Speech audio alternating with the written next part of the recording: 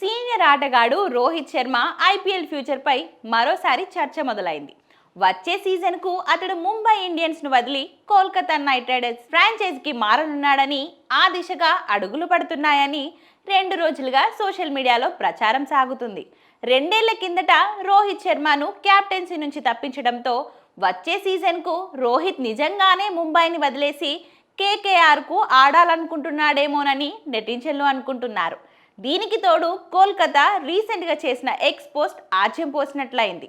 ఆస్ట్రేలియాతో one day సిరీస్లో 202 పరుగులతో రాణించి man of the సిరీస్గా నిలిచిన రోహిత్ శర్మ వన్డే ర్యాంకింగ్స్ 2 స్థానాలు మెరుగుపరుచుకున్నాడు. దీంతో కెరియర్లో తొలిసారి టాప్ ప్లేస్కు దూసుకెళ్లాడు. దీంతో రోహిత్కు మాజీ క్రికెటర్లు, సహచరులు శుభాకాంక్షలు తెలుపుతూ పోస్టులు పెట్టారు.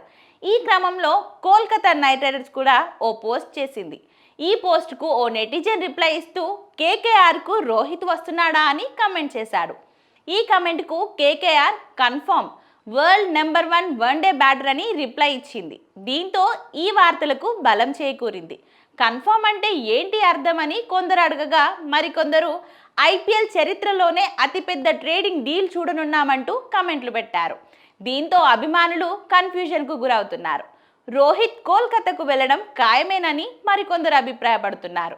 ముంబై ఇండియన్స్ ఫ్రాంచైజీ తాజా పోస్ట్తో ఈ ప్రచారాలకు గురువారం తెరదించింది. రేపు మళ్ళీ సూర్యుడు ఉదయిస్తాడు, అది మాత్రం పక్కా నిజం. కానీ రాత్రి వేళలో సూర్యుడు ఉదయించడం కష్టమే కాదు, అసాధ్యం కూడా అని రాసుకొచ్చింది. దీనికి బ్యాక్గ్రౌండ్లో ముంబై లోగోతో ఉన్న రోహిత్ ఫోటోను షేర్ చేసింది. ఈ పోస్ట్లో కేకేఆర్కు సంబంధించి నైట్ అనే ఇంగ్లీష్ పదాన్ని హైలైట్ చేసింది. దీంతో రోహిత్ కేకేఆర్కు వెళ్లనున్నాడన్న ప్రచారాన్ని పరోక్షంగా ముంబై కొట్టిపారేసింది.